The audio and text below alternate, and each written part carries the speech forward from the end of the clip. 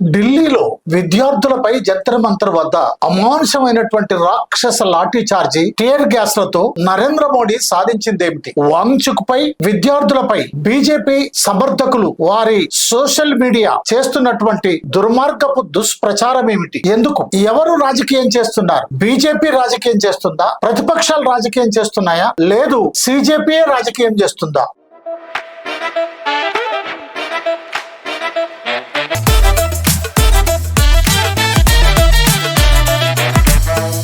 మిత్రులారా నమస్కారం. యువత దేశానికి వెన్నుముక. నేటి బాలలే రేపటి పౌరులు. దేశ భవిష్యత్తు తరగతి గదిలో ఉంది. శాస్త్ర సాంకేతిక పరిజ్ఞానాన్ని విద్యార్థులు అందిపుచ్చుకొని దేశాన్ని ప్రపంచ దేశాలన్నిటికంటే అగ్రస్థానంలో ఉంచాలి. ఇలాంటి రకరకాల మాటలు నరేంద్ర మోడీ మొదలుకొని ప్రతి చోటా మోట నాయకులందరూ కూడా ప్రతిరోజు మాట్లాడే మాటలు. మరి ఇలా మాట్లాడినటువంటి నాయకులు, మాట్లాడుతున్నటువంటి ప్రభుత్వం తమ భవిష్యత్తు కోసం, తమ బ్రతుకు కోసం నోరెత్తినటువంటి విద్యార్థులపై, యువకులపై ఎందుకు టియర్ గ్యాస్ వదిలారు? ఎందుకు మిలిటరీ సైన్యంతో దాడి చేయించారు? ఎందుకు వారి గొంతుపై బూటు కాళ్ళతో పెట్టి నొక్కించారు? ఇదేనా మీరు చెప్తున్నటువంటి ప్రజాస్వామ్యం? ఇదేనా మీరు పరిపాలిస్తున్నటువంటి ప్రజాస్వామ్యం? ఇందుకోసమేనా మీరు అధికారంలోకి వచ్చింది, అధికారాన్ని కొనసాగిస్తుంది, మళ్ళీ మిమ్మల్ని అధికారంలోకి తీసుకొచ్చింది? ఇందుకోసమేనా? ఆప్కు బేటీ బేటియా నయ్యే క్యా, అమేరా జైసే బేటీ ఆప్కు నయ్యే క్యా, మారో సాబ్ మారో మారో మారో అని ప్రశ్నించినటువంటి ఒక అమ్మాయి, ప్రశ్నించినటువంటి ఒక అబ్బాయి, నిలబడినటువంటి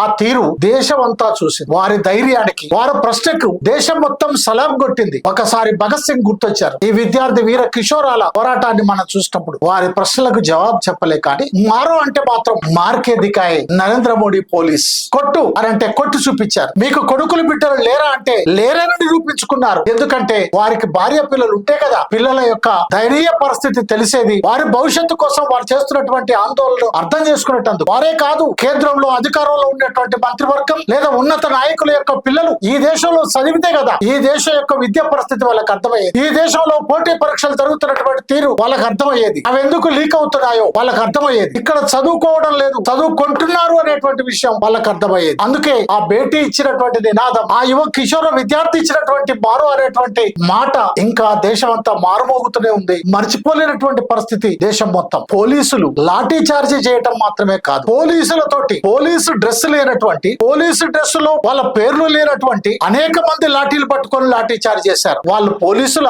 లేదు, ప్రభుత్వ గుండాల? కాదు, ఆర్ఎస్ఎస్ విశ్వ హిందూ పరిషత్, బీజేపీ పంపించినటువంటి కిరాయి మనుషుల? ప్రభుత్వం జవాబు చెప్పాలి, పోలీసు వ్యవస్థ జవాబు చెప్పాలి. మీతో పాటు ఆ సివిల్ డ్రెస్ లో ఉన్నటువంటి వాళ్ళు ఎవరు? ఈ రోజు ఆ వీడియో విజువల్స్ చూస్తుంటే కళ్ళకు కట్టినట్టుగా కనపడతా ఉంది. వారు పోలీసులతో కలిసి విద్యార్థులను కొడుతున్నటువంటి తీరు హృదయ విదారకంగా ఉంది. ఇంతకీ సిజేపీ విద్యార్థులు కోరుతున్నటువంటిది ఏంటి? వాళ్ళ డిమాండ్ ఏంటి? వాళ్ళ యొక్క ఆక్రోశానికి, ఆవేదనకు, పోరాటానికి, ఎంత త్యాగానికి కారణం ఏమిటి? ఒక్కసారి ఆలోచించండి. వాళ్ళేమి మీ అధికారాన్ని ఇవ్వమని కోరలే, వాళ్ళేమి మిమ్మల్ని గద్దె దిగిపోమని కోరలే, వాళ్ళేమి ఒక రాజకీయ డిమాండ్ ఏం పెట్టలే. ఈ రోజు దేశంలో విద్యా విధానం యొక్క పరిస్థితి ఏమిటి అని ప్రశ్నిస్తున్నారు. 10 సంవత్సరాలు లక్షలాది మంది విద్యార్థులు కోట్లాది రూపాయలు పోసి జీవితాలు మొత్తం చదువు కోసం పెట్టి చదువుకుంటే ఆ పరీక్షలలో పాస్ అవుతావా లేని అటువంటి పరిస్థితి వస్తా ఉంది. ఎందుకని అడుగుతున్నారు. ఆ పరీక్షా పత్రాలు ఎందుకు లీక్ అవుతున్నాయని అడుగుతున్నారు. ఒకసారి 2 సార్లు కాదు, మీరు అధికారంలోకి వచ్చిన తర్వాత సుమారు 152 వివిధ పరీక్షలు జరిగినప్పుడు లీక్ అయ్యాయి అనేది వాస్తవమా కాదా అని వాళ్ళు అడుగుతున్నారు. ఎందుకు లీక్ అవుతుందని అడుగుతున్నారు. ముఖ్యంగా 2026లో నీట్ మేలో ప్రకటించినటువంటి నీట్ పరీక్ష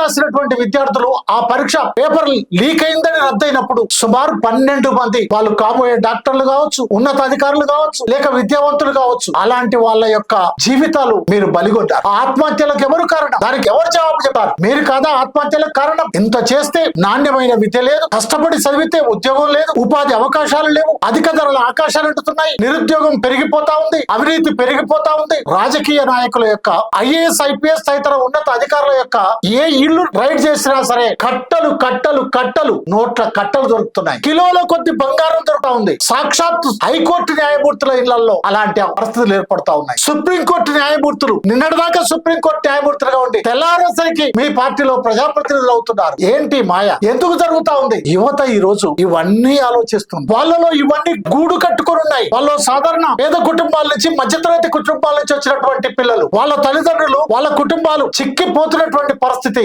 ఆర్థికంగా నష్టపోతున్నటువంటి పరిస్థితి, బతకలేనటువంటి పరిస్థితి వాళ్ళు చూస్తున్నారు. కాబట్టి వాళ్ళ ఆవేశం కట్టలు దిగింది. నీట్ ప్రశ్నాపత్రం లీక్ అవడానికి నైతిక బాధ్యత వహించి ధర్మేంద్ర ప్రధాన్ రాజీనామా చేయాలి కేంద్ర విద్యాశాఖ మంత్రి అని వాళ్ళు అడిగారు. ఇందులో మీకు కనిపించినటువంటి అన్యాయం ఏమిటి? ఎందుకు అన్యాయం కనిపించింది? అయితే నిజానికి వాళ్ళకు తెలియదు. లేదు, తెలిసిన విద్యార్థులు కదా, వాళ్ళ గురించి మీరు పట్టించుకుంటారు. యువకులు కదా, యువకుల గురించి మీరు పట్టించుకుంటారు. జెన్జీ కదా, జెన్జీ అంటే మీరు ఆలోచిస్తారని వాళ్ళు అనుకున్నారు. ఏంటి? బీజేపీ ఎమ్మెల్యే కుల్దీప్ సింగ్ 17 సంవత్సరాల అమ్మాయిపై రేప్ చేస్తే అతన్ని మీరు ఏమన్నారు? BJP MP Brij Bhushan Singh wrestlers అధ్యక్షులుగా ఉండి రెజ్లింగ్ లో పాల్గొంటున్నటువంటి అమ్మాయిలపై తప్పుడు పద్ధతులు అనుసరిస్తున్నాడు, వాళ్ళను రకరకాలుగా వేధిస్తున్నాడు, వాళ్ళ పైన జైలు వేసని సుమారు 7 మంది రెజ్లర్స్ కంప్లైంట్ ఇస్తే కనీసం ఎఫ్ఐఆర్ కూడా మీరు జారీ చేయరు. అంతేకాదు, మీరు అత్రాస్ మీకు పట్టదు, బిల్కిస్ బానో మీకు పట్టదు, మణిపూర్ మహిళల పరిస్థితి మీకు పట్టదు. ఇక విద్యార్థుల ఆందోళన మీకు ఎందుకు పడుతుంది? వాటినే లెక్క చేయనటువంటి మీరు విద్యార్థుల ఆందోళన లెక్క చేస్తారని పాపం ఆ పిల్లలు భావించారు. వాళ్ళ ఆలోచన, వాళ్ళ అంచనా తప్పని వాళ్ళ అనుభవంలో తేలుతా ఉంది. మీరు చెప్పే వాటికి చేసే వాటికి భూమికి ఆకాశానికి ఉన్నటువంటి తేడా. మీరు చెప్పేవి నీతులు కానీ మీరు చేసేవి గోతులు, కుట్రలు. మీరు చెప్పేవి నీతులు కానీ మీరు చేసేటువంటి ప్రచారం అత్యంత దుర్మార్గమైనటువంటి ప్రచారం చేస్తున్నారు. వాంగ్చుక్ ఎవరు? ఎందుకు నిరాహార దీక్ష చేస్తున్నాడు? మన దేశానికి సంబంధించినటువంటి ఆయన, లేక లడక్ నుంచి వచ్చాడా, ఎక్కడి నుంచి వచ్చాడు అని ఇప్పుడు అవన్నీ మీరు ఆయన పైన దుష్ప్రచారం చేయడానికి కావలసినంత కట్టుకథలు అల్లుతా ఉన్నారు. ఆయన ఎవరైనా కానీ ఆయన మీతో తుపాకులతో పోరాటం లేదు, ఆయన మీలాగా లాఠీలతో పోరాటం లేదు, రాళ్లతో పోరాటం లేదు. అన్నం బంద్ చేసి నిరాహార దీక్ష చేస్తున్నాడు. అది కూడా మీకు నెరవైంది. కాబట్టి ఆయనను బదనాం చేయడం కోసం రకరకాల ప్రయత్నాలు మీరు చేస్తున్నారు. ఇది అత్యంత దుర్మార్గం, దారుణం. అలాంటి దుర్మార్గ ప్రచారాలు చేయటం, లేక మీ మీడియాతో చేయించటం, మీ మద్దతుదారులతో చేయించటం. సిజేపీ విద్యార్థులు ఎవరు ప్రోత్సహిస్తున్నారు? ఎక్కడి నుంచి వాళ్ళకి డబ్బు వస్తుంది? ఎవరు అన్నం పెడుతున్నారు? వాళ్ళు ఏం అన్నం తింటున్నారు? ఏం పిజ్జాలు తింటున్నారు? ఇదా మీరు చేయాల్సింది. సిగ్గుండొద్దు మీకు? వాళ్ళ ప్రశ్నకు జవాబు చెప్పు అని అడుగుతా ఉంటే అది చెప్పకుండా వాళ్ళకి ఫండే నుంచి వస్తుంది, వాళ్ళకి ఎవరు అన్నం పెడుతున్నారు, వాళ్ళు ఎవరు అన్నం తింటున్నారు, ఈ పక్కన నిరాహార దీక్ష చేస్తుంటే వాళ్ళు అన్నం తినటం ఏంటి? ఇదా మీరు ప్రశ్నలు? అందరూ నిరాహార దీక్షలు చేయట్లే. ఆడ నిరాహార దీక్ష ఇద్దరే చేస్తున్నారు. ఒకటి వాంగ్చుక్ నిరాహార దీక్ష చేస్తున్నాడు, తర్వాత అబ్జిత్ దిప్కే సిజేపీ నాయకుడు నిరాహార దీక్ష చేస్తున్నాడు. ఆ నిరాహార దీక్షకు మద్దతుగా మిగతా వాళ్ళంతా కూర్చున్నారు. వాళ్ళేం నిరాహార దీక్ష చేయట్లే. కాబట్టి వాళ్ళు తింటారు. వాళ్ళకి అన్నం ఎక్కడి నుంచి వస్తుంది? ఒక్కసారి చూడండి పోయి ఎక్కడి నుంచి వస్తుందో. ఈ దేశ ప్రజలు మీలాగా గుడ్డి వాళ్ళు కాదు, మీలాగా దుర్మార్గులు కాదు. మన దేశ ప్రజలు మీలాగా అమానుషమైనటువంటి రాక్షస మనస్తత్వం ఉన్నటువంటి మతోన్మాదులు కాదు, దేశభక్తులు. కనుకని వాళ్ళకి అన్నం పంపిస్తున్నారు, వాళ్ళకు డబ్బులు పంపిస్తున్నారు, వాళ్ళకి అన్ని రకాల అండదండలు అందిస్తున్నారు. వాళ్ళకు పాకిస్తాన్ నుంచో, అమెరికా నుంచో, జర్మనీ నుంచో, జపాన్ నుంచో కాదు, భారతదేశ ప్రతి ఇంటి నుంచి వాళ్ళకి సహకారం ఉంటుంది. భారతదేశ ప్రజలు, వాళ్ళ తల్లిదండ్రులు వాళ్ళు అక్కడికి ఆశీర్వదించి పంపారు. కొంతమంది తల్లిదండ్రులు వాళ్ళతో పాటు కూడా వెళ్ళారు. ఏ డబ్బు ఇవ్వకుండా, ఏ డబ్బు తీసుకొని పోకుండా అక్కడేం ధర్నా ఎవరు చేయట్లే. వాళ్ళపైన ఎందుకు మీ దుష్ప్రచారం? అలా దుష్ప్రచారం చేసి ఎవరిని మీరు బదనాం చేయగలుగుతారు? మీరు బదనాం అవటం తప్ప. ఇక రాజకీయం చేస్తున్నారు. ఎవరు రాజకీయం చేస్తున్నారండి? బీజేపీ రాజకీయం చేస్తుందా? లేదు ప్రతిపక్షాలు రాజకీయం చేస్తున్నాయా? లేదు సిజేపీ రాజకీయం చేస్తుందా? ఒక ఆయన అంటున్నాడు సిజేపీ రాజకీయం చేస్తారు. ఏది సిజేపీ రాజకీయం చేయటం? కాక్రోచ్ జనతా పార్టీ చేసే రాజకీయం ఏంటి? పరీక్షా పత్రాలు లీక్ కావటానికి నైతిక బాధ్యత వహించి కేంద్ర మంత్రి రాజీనామా చేయాలి అని అనటం రాజకీయమా? ప్రభుత్వ రంగాలు ప్రైవేటీకరణ చేయడం ద్వారా ఉద్యోగాలు దొరకటం లేవు కాబట్టి చదువుకున్నటువంటి విద్యావంతులైనటువంటి వాళ్ళకు ఉద్యోగాలు కల్పించాలి అనటం రాజకీయమా? లేదు మంచి నాణ్యమైనటువంటి విద్య, ఆధునాతమైనటువంటి సౌకర్యాలతో విద్య కల్పించాలి అని అడగటం రాజకీయమా? విదేశాలకు మీ బిడ్డల్ని విదేశాలకు పంపించి చదివిస్తున్నారే, అలాంటి విద్యనే మన దేశంలో ఎందుకు మీరు పెట్టరు అని ప్రశ్నించడం రాజకీయమా? ఏది రాజకీయం? అంటే మీరు చెప్పేటువంటి దేవుడు కానీ, మీరు చెప్పేటువంటి మతం కానీ, మీరు చెప్పేటువంటి కులం కానీ, మీరు చెప్పేటువంటి ఉత్సులో వాళ్ళు పడకపోవటం రాజకీయమా? వాళ్ళు భగత్ సింగ్ వారసులని లేక అంబేద్కర్ వారసులని చెప్పుకోవటం రాజకీయమా? వాళ్ళు రాజ్యాంగాన్ని పట్టుకొని ఒక శాంతియుతంగా ప్రదర్శన చేయటం రాజకీయమా? ఏది రాజకీయం? సిజేపీ విద్యార్థులు రాజకీయం చేస్తున్నారని చెప్పటం హాస్యాస్పదం. అలాంటి ఆరోపణలు చేయటం మీ నైతిక దిగజారుడు తరానికి నిదర్శనం తప్ప మరొకటి కాదు. అంతేకాదు కాంగ్రెస్ సపోర్ట్ చేస్తా ఉంది, ఆర్జేడీ సపోర్ట్ చేస్తా ఉంది, సిపిఎం సపోర్ట్ చేస్తా ఉంది, సిపిఐ సపోర్ట్ చేస్తా ఉంది, లేదు కేజ్రీవాల్ సపోర్ట్ చేస్తా ఉన్నాడు, మమతా బెనర్జీ సపోర్ట్ చేస్తా ఉంది. కాబట్టి రాజకీయం అంటే విద్యార్థుల పైన అమానుషమైనటువంటి దాడి జరిగితే ఇది అన్యాయమైన పార్లమెంట్ లో అడిగితే అది రాజకీయం అయిద్దా? విద్యార్థులపై అమానుషమైనటువంటి దాడి చేసి టియర్ గ్యాస్ వదిలితే ఇది తప్పు అని ఆ విద్యార్థుల యొక్క న్యాయమైనటువంటి డిమాండ్లు పరిష్కరించాలని వారికి మద్దతుగా ప్రతిపక్షాలు, మీ ఎంపీలు, ప్రజలు ఓట్లేసి కల్పించినటువంటి ప్రతిపక్ష ఎంపీలు ధర్నా చేస్తే రాజకీయం రాజకీయమా? ఏది రాజకీయం? మీరు అంటున్నారు ప్రధానమంత్రి ఇంటి ముందు ధర్నా చేయటం రాజకీయం, మీరు అంటున్నారు నిషేధం ఉన్నటువంటి ప్రాంతాల్లో ఊరేగింపు తీయటం, ధర్నా చేయటం రాజకీయం, పార్లమెంట్ నడుస్తున్నప్పుడు చేయటం రాజకీయం అని మీరు అంటున్నారు. అవునా? మరి ఎప్పుడు చేయమంటారు? మొత్తం దేశంలో ఉన్నటువంటి ప్రజాప్రతినిధులంతా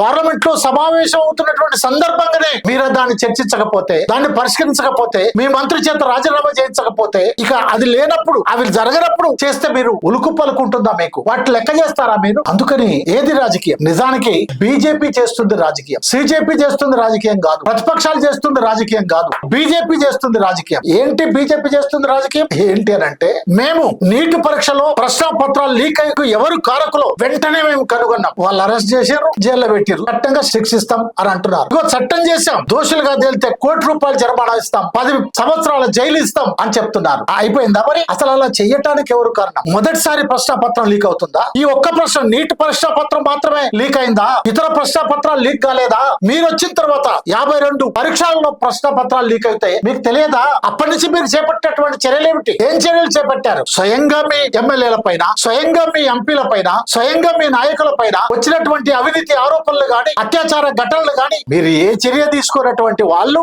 ఇప్పుడు రాజకీయం చేస్తున్నారు అని అనటం మీది రాజకీయమా లేక మిగతా వాళ్ళదా? అమాయకులైనటువంటి విద్యార్థులది రాజకీయమా? ఎవరిది రాజకీయం? ఒకవేళ వాళ్ళు రాజకీయమే చేస్తున్నారని అనుకుందాం, ఒక మాట వరుస ఎత్తులేయటంలో మహా గొప్ప జిత్తులమారులు కదా మీరు. వారు చెప్పినటువంటి మీ విద్యాశాఖ మంత్రి, కేంద్ర మంత్రి రాజీనామా చేస్తే మీకేం మంచి పేరు వస్తుంది కదా. చూసావా మా ప్రభుత్వం ఎంత నిజాయితీగా ఉంది, నీతిగా ఉంది అని చెప్పుకోవడానికి అవకాశం ఉంటుంది కదా. ఎందుకు చేయలే? మన దేశ చరిత్ర కనుక మనం చూస్తే, మనకు స్వాతంత్రం వచ్చిన తర్వాత ఏం జరిగిందో మనకు చూస్తే చాలా స్పష్టంగా కనపడుతుంది. 1956లో రైల్వే శాఖ మంత్రిగా ఉన్నటువంటి లాల్ బహదూర్ శాస్త్రి గారు రైలు ప్రమాదం జరిగితే ప్రమాదానికి నైతిక బాధ్యత వహించి రాజీనామా చేశాడు. మీకు అలాంటి నైతిక బాధ్యత వహించేటువంటి స్థితి మీకుందా? మీరు చేస్తారా? 1958లో టి కృష్ణమాచారి అనేటువంటి కేంద్ర మంత్రి నైతిక బాధ్యత వహించి రాజీనామా చేశాడు. 1963లో వికే కృష్ణమోహన్ అనేటువంటి కేంద్ర మంత్రి నైతిక బాధ్యత వహించి రాజీనామా చేశాడు. 1987లో విపి సింగ్ నైతిక బాధ్యత వహించి రాజీనామా చేశాడు. 1990లో ఆరిఫ్ మహమ్మద్ ఖాన్ నైతిక బాధ్యత వహించి రాజీనామా చేశాడు. 1996లో సుఖరాం నైతిక బాధ్యత వహించి రాజీనామా చేశాడు. 2001లో మీ మంత్రి ఆల్ ఇండియా అధ్యక్షుడు దళితుడు మీరు చెప్పినటువంటి ఉచ్చులో ఇరుక్కొని అవినీతి పేరుతో మా రాష్ట్ర బంగారు లక్ష్మణ్ గారు కూడా నైతిక బాధ్యత వహించి రాజీనామా చేశాడు. ఇలా నేను చెప్పుకుంటూ పోతే నిన్న మొన్నటి దాకా కూడా మీరు అధికారంలోకి వచ్చే కంటే ముందు కూడా నైతిక బాధ్యత వహించి రాజీనామా చేసిన వాళ్ళు ఉన్నారు. మీకెందుకు ఆ నైతిక బాధ్యత లేదు? మీరెందుకు ఆ నైతిక విలువలు పాటించరు? దేశం గురించి, దేశభక్తి గురించి, దేశ మాత గురించి చాలా చెప్పే మీకు ఎందుకు ఆ పని చెయ్యరు? మీరు చెయ్యరు. మీరు మాటలు తప్ప మీకు చేతలు లేవు. మిత్రులారా, ఈ రోజు ఒక విషయాన్ని మనం గుర్తుంచుకోవాలి. న్యాయ వ్యవస్థ, అత్యున్నత న్యాయస్థానం విద్యార్థులపై జరుగుతున్నటువంటి అమానుషమైనటువంటి లాఠీ చార్జి, తలలు పలిగి, చేతులు కాళ్ళు పగిలి, అమ్మాయిలు బట్టలు చిరిగి వీడియోలు చూడు అనంటే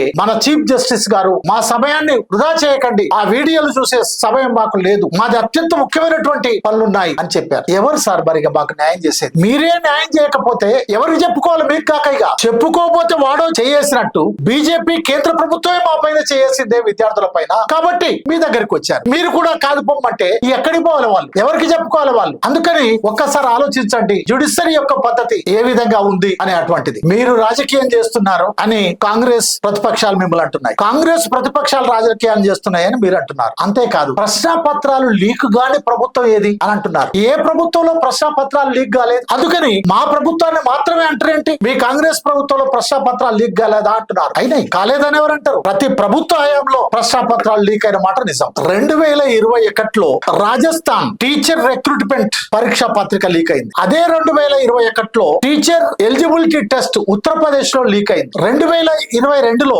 బీహార్ లో ప్రశ్న పత్రం లీక్ అయింది. 2023లో తెలంగాణలో పబ్లిక్ సర్వీస్ కమిషన్ ప్రశ్న పత్రం లీక్ అయింది. 2024లో నీట్ లీక్ అయింది. 2024లో యూజీసీ నెట్ కేంద్రం లీక్ అయింది. 2024లో యూపీ ప్రభుత్వం ప్రశ్న పత్రం లీక్ అయింది. 2024లో యూపీలో మళ్ళీ ప్రశ్న పత్రం లీక్ అయింది. ఇప్పుడు చెప్పండి, బీజేపీ అధికారంలో ఉన్న కాడ కాంగ్రెస్ అధికారంలో ఉన్న దగ్గర ప్రశ్న పత్రాలు లీక్ అయినాయా కాలేదా? అందుకని ఇదేదో మీరు వాళ్ళు అని కాదు సమస్య. ఇక్కడ విద్యార్థులు చూసేది, యువకులు చూసేది, దేశం చూసేది ఏంటంటే ఎవరు అధికారంలో ఉన్నా ఎందుకు నైతిక బాధ్యత వహించి ఆ రాష్ట్ర మంత్రులు గాని లేక ముఖ్యమంత్రులు గాని రాజీనామా చేయటం లేదు? ఎందుకు ఆ మంత్రివర్గం బర్తరఫ్ కాదు? ఎందుకు ప్రధానమంత్రి ప్రజలకు క్షమాపణ చెప్పండి అని ఈ రోజు అడుగుతున్నారు. మిత్రులారా, కాక్రోచ్ జనతా పార్టీ తరఫున విద్యార్థులు చేస్తున్నటువంటి, యువకులు చేస్తున్నటువంటి ఈ ఉద్యమం ఉద్యమానికి అండగా నిలబడదాం. కేంద్ర ప్రభుత్వం యువకులపైన విద్యార్థులపైన చేసినటువంటి అమానుష లాఠీ చార్జిని ఖండిద్దాం. వారికి అన్ని రకాల అండదండలు అందిద్దాం. చూస్తూనే ఉండండి Botsa Bhikshamaiah YouTube channel. Subscribe చేయండి, షేర్ చేయండి, లైక్ చేయండి. కేంద్ర ప్రభుత్వం యొక్క దుర్మార్గమైనటువంటి విధానాలను ఖండించండి. విద్యార్థి ఉద్యమాలకు, యువజన ఉద్యమాలకు అండగా ఉందాం. Thank you very much.